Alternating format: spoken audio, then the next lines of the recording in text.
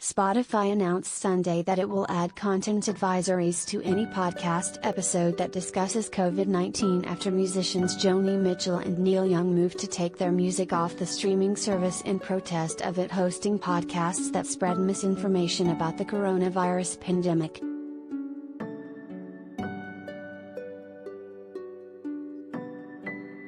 The audio company said this content advisory, which will be added in the coming days, will direct listeners to Spotify's COVID-19 hub, where listeners will be able to access related information from scientists, physicians, academics and public health authorities around the world, as well as links to trusted sources.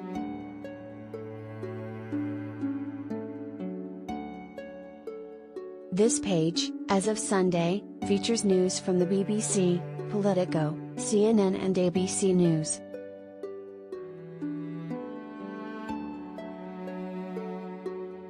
Spotify did not clarify whether the advisory will air during podcast episodes, or merely appear on the show's page or within episode descriptions.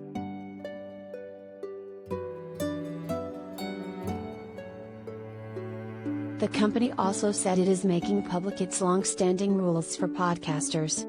These rules include a ban on content that promotes dangerous false or dangerous deceptive medical information that may cause offline harm or poses a direct threat to public health, and specified COVID-19 in several instances.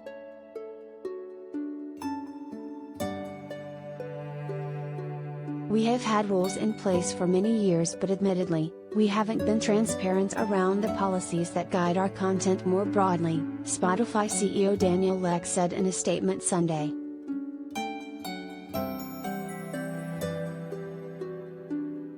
Ek said the decision to publicly release its policies follows recent feedback that made it clear to me that we have an obligation to do more to provide balance and access to widely accepted information from the medical and scientific communities guiding us through this unprecedented time.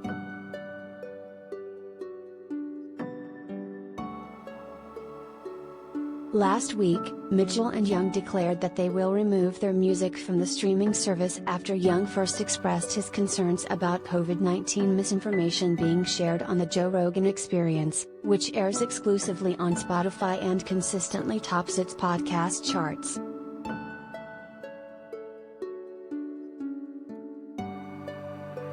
I want you to let Spotify know immediately today that I want all of my music off their platform. They can have Rogan or Young. Not both, Young said in an online statement that was later removed.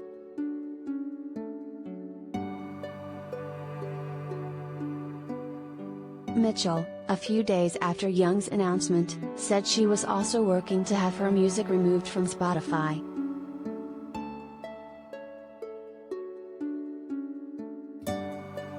Irresponsible people are spreading lies that are costing people their lives, she said Friday in a message posted on her website.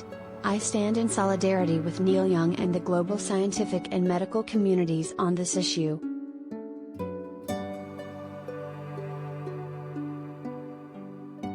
Rogan's podcast has repeatedly faced criticism for sharing misinformation about the pandemic and COVID vaccines.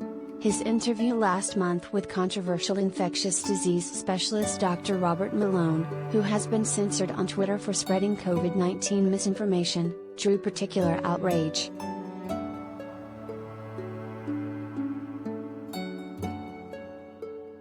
More than 250 doctors and scientists signed a letter to Spotify in response, blasting Rogan's program and his interview with Malone.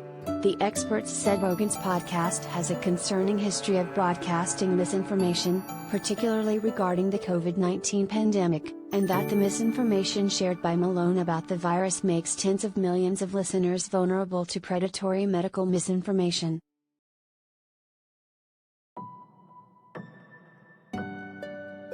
This is not only a scientific or medical concern, it is a sociological issue of devastating proportions, and Spotify is responsible for allowing this activity to thrive on its platform, states the letter, which Mitchell posted on her website.